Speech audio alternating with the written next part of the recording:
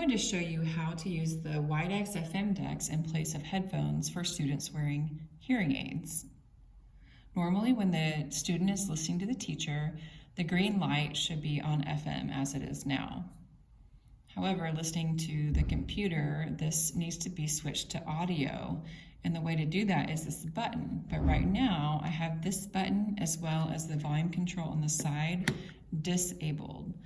The reason I have it disabled or locked out is because if the button is pressed for more than 1 second, it would actually disable the hearing aid microphones, and we don't want that to happen.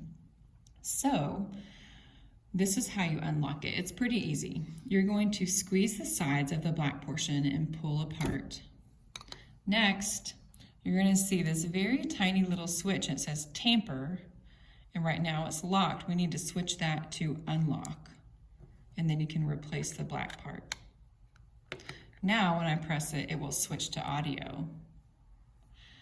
They also need this audio cord for listening to the computer. So one end is plugged into the headphone jack and the other end goes into the bottom of the FM-Dex.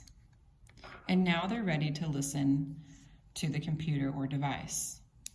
When they're finished listening, what they can do is unplug it,